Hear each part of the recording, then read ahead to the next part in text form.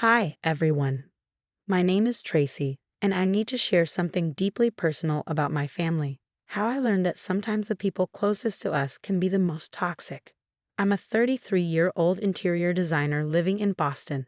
My life seemed perfect not long ago. A thriving career, a beautiful 6-year-old daughter named Emma who lights up my world, and a husband, James Reynolds, who I thought was everything I'd ever wanted. We met 5 years ago at a charity gala. He was charming, successful in real estate development, and seemed like the perfect match. Within a year, we were married, living in a stunning home in Brookline, and I felt like I'd hit the jackpot. Even his mother, Patricia, welcomed me with open arms. "You've brought such joy to our family, dear," she said warmly during our first meeting. If only I'd known that her sugary words were masking something much darker. The first red flag came at Emma's 5th birthday party. I planned a magical princess-themed celebration, complete with decorations, games, and everything a little girl could dream of. Patricia strolled in, her eyes scanning the room with barely hidden disapproval. "Oh, wouldn't it have been nicer with a more sophisticated theme?" she mused. "Children need proper guidance. When James was young, I always ensured his parties were educational."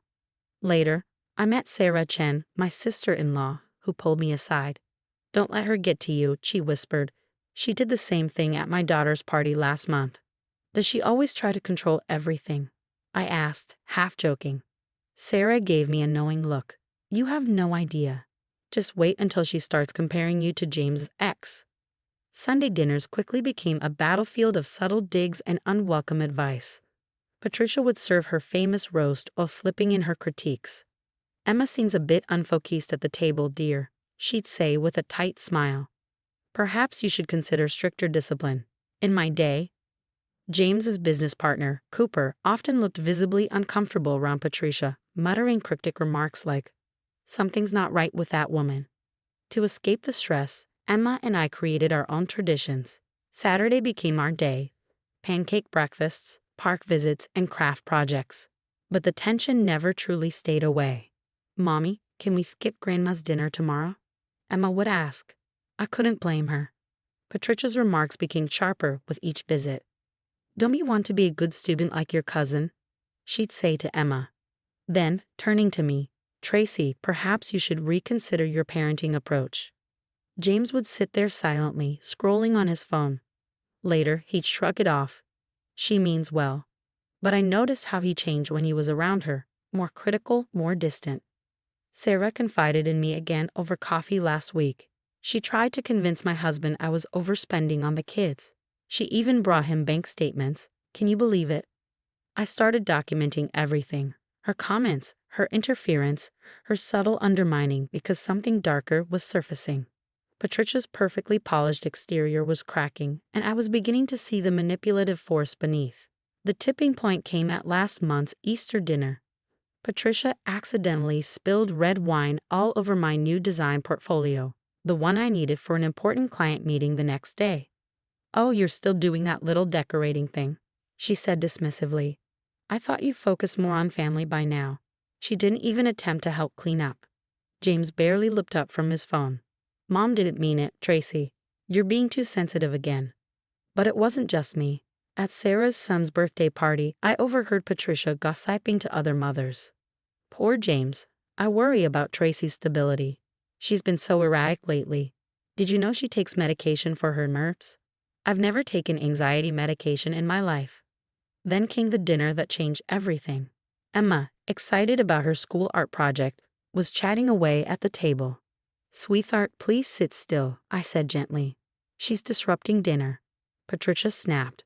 Turning to James, she barked, "Your daughter needs discipline." Before I could respond, Patricia grabbed Emma's arm and marched her downstairs. The sound of the basement door locking sent chills down my spine. "She needs to learn," Patricia said coldly, pocketing the key. "This is how we handled James when he misbehaved," Patricia said with a chilling smile, her words hanging heavy in the air. Below us, Emma's cries echoed from the basement. "Where's my mommy?" she sobbed. I bolted from my chair. "Give me the key, now." "You're being hysterical, Tracy," James said, his tone clipped, as if I were the one out of line. Patricia waved a hand dismissively. "Emma was just playing down there," she claimed later, after I'd already called the police. Stop making a scene. That night, while James was in the shower, his phone lit up with messages from Patricia. One caught my eye. We need to handle the situation before she ruins everything. Remember what happened with Rachel? We can't let that happen again. I've already spoken to Dr. Harrison about getting her evaluated. My hands shook as I read those words. Who was Dr. Harrison? What had happened with Rachel? The next day, James pulled me aside at work. His expression was grave. Tracy, listen carefully. Something's not right with the company finances. Patricia's name is on documents she shouldn't be involved with. Be careful. What do you mean? He hesitated. Last time someone questioned her involvement, they were forced to resign under serious allegations. What kind of allegations? The kind that ruin careers and families. Watch your back. Patricia has friends in high places. I didn't have long to process his warning. That night, I overheard James on the phone. Yes, Mother. I understand. Tracy won't be a problem much longer. Emma still has nightmares about the basement. She wakes up crying, clutching me, whispering, "Don't let Grandma take me." This isn't just about control anymore. Something bigger, something darker, is unfolding, and I need to uncover it before it's too late. The first step was digging deeper. After the basement incident, Sarah invited me to a quiet cafe, far from prying eyes. Rachel, she said, lowering her voice. James' ex-fiancée. She didn't actually have an affair. Patricia set the whole thing up, hired a guy to fake photos. I found out through my husband's old emails. My stomach turned. How do you know all this? Because she tried the same thing with me. Said if I didn't give up my job, some compromising photos might just happen to find their way to my husband. I decided to play Patricia's game. I accepted her insincere apology about the basement and pretended to make peace. Meanwhile, I hired a private investigator. The results were shocking. Your mother-in-law visits your office building regularly when you're not there, the investigator reported. She's been meeting with your biggest clients. Within a week, 3 clients canceled their contracts. We heard you're having personal problems, they said awkwardly. The walls were closing in, but James surprised me by calling a secret meeting at a diner outside of town. His hands trembled as he slid a USB drive across the table. Tracy, it's all here, he whispered. Patricia's been using my company to launder money. Those luxury condos downtown, they're fake projects. The money's coming from somewhere else. And you? I asked, dreading the answer. I sign whatever she puts in front of me, he admitted, his voice barely above a whisper. Always have. But it's not just me. She's doing this to everyone in the family. I reached out to James's sister, Amanda, at her yoga studio. Her eyes filled with tears. She controls everything, Amanda said. My business loan? It's actually my inheritance, but she made me sign papers saying I owe her. She's done the same to David and Lisa. As I dug through old records, I discovered a history of domestic violence complaints against Patricia, all mysteriously dropped. Keep playing nice, Sarah advised. Document everything. So I did. I started wearing a discreet recorder to every family gathering. Last Sunday, I hit gold. Really, James, Patricia said, not knowing I was just around the corner. Once we get rid of her like we did Rachel, everything will go back to normal. The company can't afford questions right now. But Emma, she'll forget about her mother eventually, just like you forgot about your father after I sent him away. Her words hit me like a punch to the gut. James's father hadn't abandoned them, as Patricia always claimed. What had she done to him? The more I uncovered, the more sinister her schemes became. Regulators were starting to notice her sloppy mistakes. James showed me documents Patricia had tried to force him to sign, backdated contracts, and falsified statements. In his office, I found evidence she'd been stealing from her other children's trusts for years.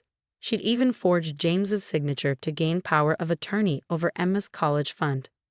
We're all trapped, Amanda confided. She has dirt on everyone. I stared at my phone, another missed call from Patricia lighting up the screen. It was time to spring the trap. Of course, I'll come to dinner Sunday, Mother, I said, my voice as sweet as honey. I think it's time we all had a nice, long family chat.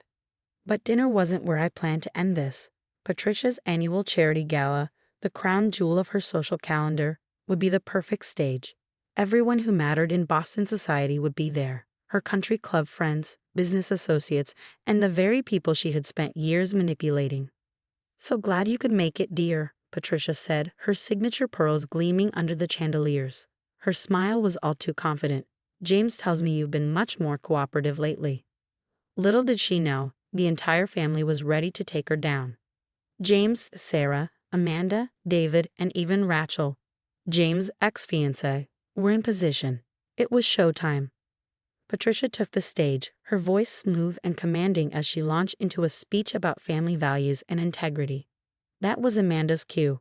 Speaking of family, Amanda interrupted, standing up from her seat. "Let's talk about how you stole our inheritances." She held up a stack of documents. "I have the real ones right here." Patricia's smile froze. "Amanda, dear, you're confused." "No, Mother," David interjected, rising to his feet. "We've seen the proof. Every so-called loan you gave us was stolen from our trust funds." Sarah stepped forward next, holding up her phone. "Shall I play the recording of you threatening to frame me for an affair? Or maybe the one where you admit to hiring someone to stalk Rachel?" Patricia lunged for Sarah's phone, but James was already plugging his laptop into the projector. "Your attention, please," he announced to the stunned crowd. "These documents show years of fraud at Reynolds Development. My mother has been using the company to launder money, funneling millions into her own accounts." Gasps rippled through the room as Rachel emerged from the crowd.